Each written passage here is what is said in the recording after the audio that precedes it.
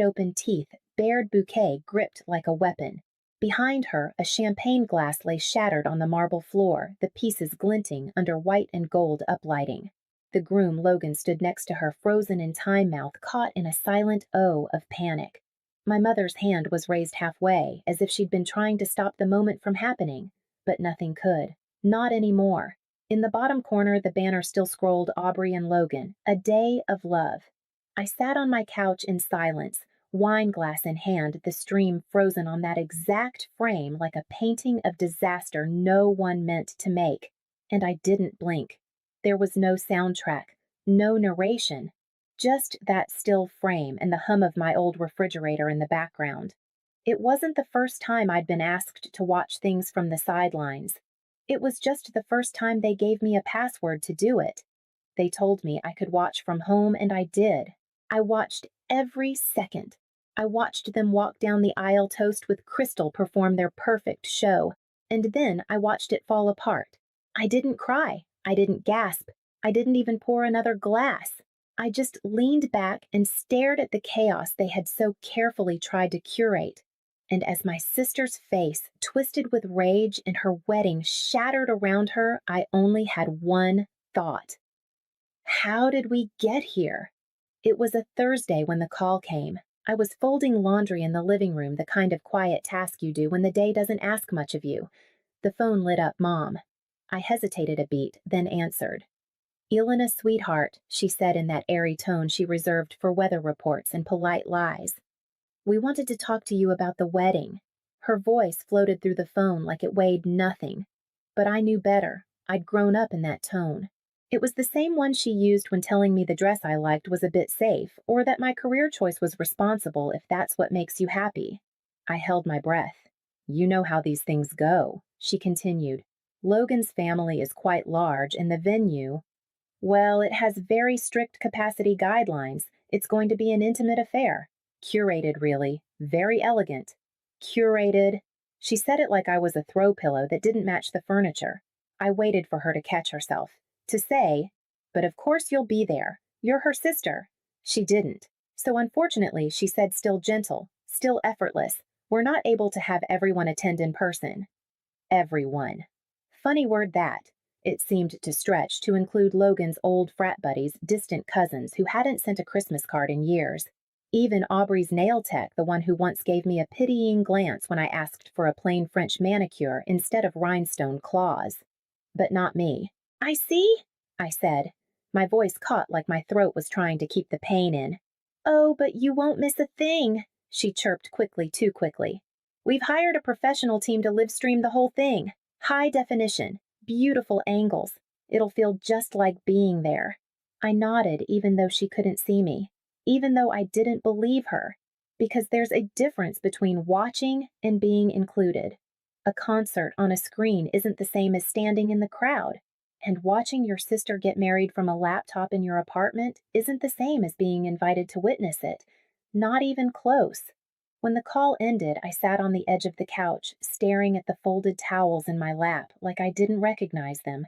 I'd been erased gently, without malice but with precision. And that's the thing, isn't it? They didn't forget me. They chose not to include me. And then they gave me a link. It didn't start with the wedding. That was just the final proof neatly wrapped in ribbon and exclusion. If I'm being honest, I started disappearing a long time ago. I was 10 the first time I understood what it meant to step aside. I had asked for a slumber party, 3 close friends, nothing fancy, just pizza sleeping bags and a cake with too much frosting. Aubrey was 6. It wasn't her birthday, not even close. But she wanted a pony, not a toy, not a picture. A real pony. She'd seen one at a classmate's party and decided she needed it. When my parents said no, she screamed. The kind of scream that made walls feel thin and patience thinner. By the end of the night, my party was postponed. They said it was for the best, that she was upset and we didn't want to make things worse. Instead, we had a tense family dinner where my cake never left the freezer. I got a savings bond. For your future, my dad said, and Aubrey, still sniffling, was promised a pony ride the next weekend. That was the first trade I remember, my day for her peace. It wasn't the last. In high school, I won the statewide science fair. I had spent 6 months building a working model of an irrigation system, testing, revising, perfecting. I came home beaming, the blue ribbon in my hand still warm. "That's wonderful, honey," my mom said, glancing at the ribbon before turning to Aubrey, who had just been cast as tree number 3 in her middle school play. Suddenly, we needed cardboard, felt, glue, glitter. Costume prep took over the dining table for weeks. I built a working water system. She held her arms out like branches. One of us got framed photos on the mantel. It wasn't even close. But I didn't complain. I studied hard, got into college, majored in project management because I liked when things made sense and stayed where you put them. I paid my loans, landed a steady job, opened a retirement account before 30. Aubrey. She tried 3 business ideas in 2 years: a bead jewelry line, a lifestyle blog, something about goat yoga. Each failed. Each was lovingly funded by my parents. There was always money for her passion, her reinvention, her next idea. And somehow, the more I stood on my own, the less they saw me. It's funny how independence can look like invisibility to the people who raised you. I used to think if I just kept showing up, remembered birthdays, helped with furniture, co-signed that loan for her car, someone would eventually say, "Thank you. We see you." But no one did. They just stopped asking altogether. So when the wedding call came, when I heard my name had been left off the list, I didn't argue. I didn't even flinch. Because the truth is, by then, I was used to watching things from the outside. I had been doing it my whole life. The invitation didn't come in the mail. There was no envelope with thick cardstock, no embossed lettering, no careful handwriting with my name spelled out in soft gold ink. Instead, it landed in my inbox. The subject line read, "You're invited to watch Aubrey and Logan's wedding. Livestream access." It felt less like a gesture and more like a receipt. Inside was a static graphic with swirling fonts and overexposed engagement photos, a Zoom link, a password that looked like a Wi-Fi code, a note that said the stream would begin promptly at 4:00 p.m. Eastern. There was no personal message, no line from my sister, not even a wish you could be here. It didn't feel like inclusion. It felt like permission to spectate, like I'd been handed binoculars and told I could peek through the fence if I stood quietly enough. A few days later, I ran into Mrs. Kinney, our old neighbor from 2 doors down at the grocery store. She was thrilled. "Oh, Elena, you must be over the moon about Aubrey's wedding. Such a lovely couple. What are you wearing to the big day?" I opened my mouth and nothing came out at first. Then I smiled tightly. "Actually, it's going to be a small, intimate event. I'll be watching from home. They're live streaming it for family who couldn't be there." She paused, her hand resting on a carton of eggs. Her smile faltered just enough to sting. "Oh, well, that's modern," she said gently. "Very efficient." She patted my arm like someone patting dust off a shelf, and then turned toward the dairy aisle, suddenly remembering she had somewhere else to be. I stood in front of the cereal for a long time after that. I don't even remember what I bought, because there's a particular kind of shame that comes when you realize people aren't just leaving you out quietly. They're doing it with templates. The week before the wedding, I saw something I wasn't meant to see. It was a short video on someone's Instagram story, one of Logan's friends, a face I half recognized from tagged beach photos. Just a flash of a neon sign, some loud laughter, and a caption written in all caps. "The Kitten Club was wild. Groom down." It disappeared in 24 hours, but I saw it. I didn't screenshot it. I didn't send it to my mother. I didn't call Aubrey. I just watched it once, then let it fade like so many other things in this family that were never spoken of again. I could have said something. I could have warned her. But I didn't. Because after 30 years of carrying other people's secrets, smoothing over chaos, and keeping peace that was never mine to hold, I had finally learned the difference between silence and surrender. One is passive, the other is deliberate. So I poured myself a glass of wine, took a long sip, and closed the app. Some truths don't need help getting out. Some just need a moment and the right audience. The day of the wedding arrived like a staged photo, too bright, too composed, a little unreal. I dressed simply, nothing dramatic. Just linen, soft colors, bare feet. I opened a bottle of Sauvignon Blanc I'd been saving for a reason I couldn't name, poured myself a full glass, and logged in. The live stream opened to a still shot of the altar, white roses, layers of baby's breath, and a backdrop that looked airbrushed. The lighting was warm and dreamy, the kind you only find in wedding magazines or afternoon fiction.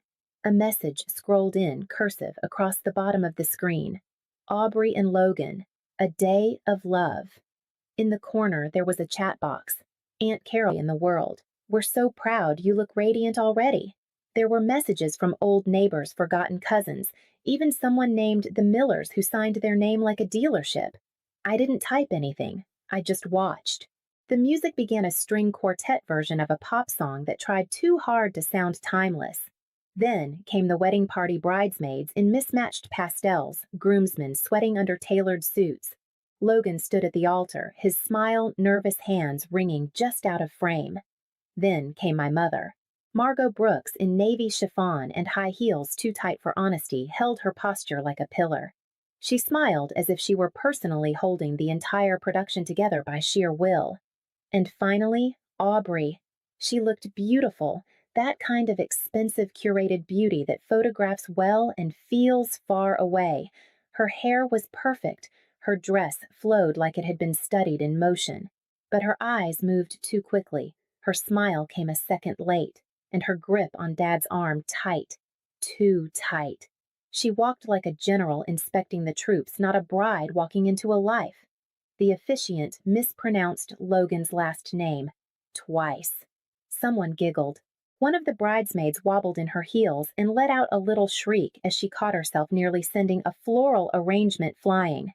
The microphone popped, then crackled, then cut out altogether just as Logan began his vows.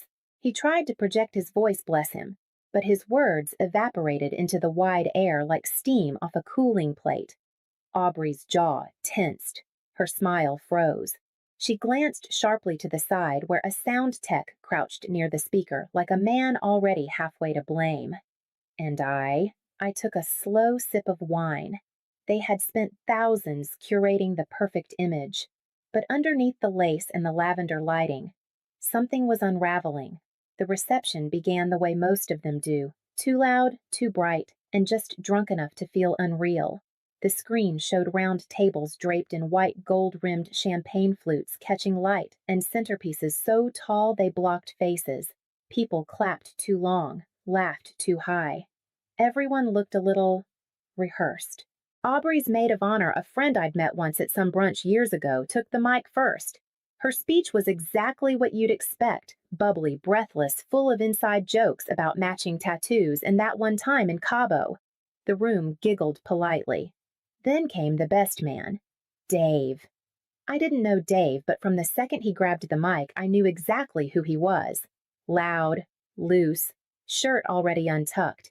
He started with safe material college antics, frat house stories, something about Logan once mistaking a fern for a person. People laughed. It was fine, until it wasn't. And of course he boomed, swaying slightly. We gotta give it up for the legendary bachelor weekend in Vegas. I stopped mid-sip. A few guys at a back table whooped. Dave grinned wider. A true last hurrah, am I right? What happens in Vegas stays in Vegas. Unless you bring back a hangover and some very questionable memories from a place called... What was it? He paused, squinting in mock thought. Oh, right. The Kitten Club. The room didn't just fall silent. It collapsed. You could almost hear the click like a trap snapping shut. My mother's smile froze, then fractured. Aubrey turned her head so slowly it was almost graceful. Her expression didn't change at first. She just blinked once, then again, then turned her full body toward Logan. Logan looked pale, not embarrassed, terrified. Dave kept going, oblivious. Man, Logan. I still don't know how we got that bottle comped. Or how you... Okay, Logan barked, lunging toward him. Thanks, Dave. Great speech. That's enough. But Aubrey was faster. She reached for the mic. Her knuckles were white. Logan, she said, her voice tight and shaking but sharp as glass. We talked about this. It was a joke, he stammered. Honey, it was just a joke, she repeated louder now. A joke about what embarrassing me, lying to me. Standing in front of my family and a champagne glass hit the floor somewhere near the back. It shattered with a crisp, clear sound that rang louder than anything Dave had said. Someone coughed. Someone else stood up and sat back down. Logan reached out like he meant to calm her, but she stepped away. Just one clean, sharp step. What happened at the kitten club? Logan. He opened his mouth, closed it. Silence. And in that exact moment before he could lie, before she could scream again, the live stream froze. Not a fade, not a glitch. Just an immediate full-screen freeze. On my laptop, the frame stuck on Aubrey mid-sentence, her mouth a jagged line bouquet raised like she might throw it. Behind her, Logan stood wide-eyed and ashen.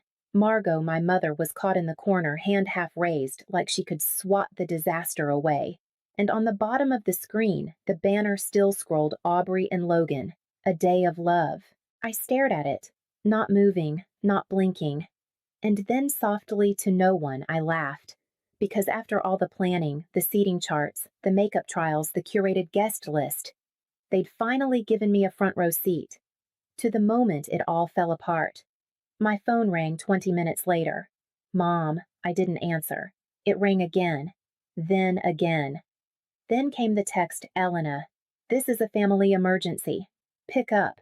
I let it sit. The screen was still frozen. Aubrey mid-scream. Logan frozen beside her, the banner below, scrolling like nothing had happened. Eventually, I answered. Put it on speaker. I didn't say hello. Did you see my mother snapped? Her voice was frantic, brittle. Did you see what's online? They're sharing it everywhere. Aubrey is inconsolable. We need to get it down. I swirled the last of my wine and stared at the image. You're good with computers, she rushed on. Call TikTok. Get it removed. This is defamation. Logan's parents are threatening to sue. It's not defamation, I said softly. It happened. Elena, she whispered. Please, you have to help. There was a pause. Then I said it. Clear. Even. No anger in it. You told me there wasn't room for me. The silence on the line was immediate. I took a breath. So, with all due respect, I'm not sure this is my emergency. I ended the call before she could respond.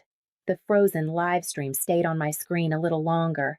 Then, finally, I closed the laptop. The chaos disappeared, but the stillness in my apartment. It didn't feel empty. It felt earned. A month passed. The video made its rounds online, screen-recorded, memified, dissected on wedding forums. Someone clipped the frozen image of Aubrey mid-scream and captioned it, "When the group chat finds out you lied." I didn't noise, swell, then fade. Through the grapevine, I heard that Aubrey and Logan postponed their honeymoon. They were reevaluating communication, whatever that meant. My mother stopped posting. My father took up woodworking. Apparently, he was carving small birds out of pine and giving them angry little eyes. Me, I got pre-approved for a mortgage. I had been saving quietly for years. Dinners, skipped vacations, deferred birthdays, modest. Always with the thought that one day I'd do something for myself. I toured a dozen properties, tiny places, ones with creaky floors and good bones, and I found it on a shaded street lined with oak trees, a 2-bedroom bungalow with chipped paint, a wide front porch, and a backyard that smelled like real grass. It needed work, but not too much. The day I signed the closing papers, I didn't call anyone. No champagne, no Instagram story. Just me, a pen, and a notary who offered a quiet congratulations. And that was enough. They had spent tens of thousands curating a perfect wedding that exploded in front of the internet. I spent a fraction of that buying something that would still be standing years from now. Not for show, for shelter. That night, I sat on the floor of my new living room. No furniture yet, just the echo of empty space, a soft lamp in the corner, and a breeze that slipped through the open window like it belonged there before I did. The wood floors creaked beneath me, real wood, nothing polished, nothing fake. I lit a single candle, poured one glass of wine, then I opened my laptop and deleted the wedding link. Not in anger, just because I didn't need it anymore. I was no longer watching anyone else's life unfold. I was in mine now, no banner, no live stream, no curated guest list, just air, just quiet. And it was beautiful. I used to think being left out meant I was missing something, but I wasn't. I was being pointed somewhere else, somewhere better. If they told you there wasn't room for you, but you still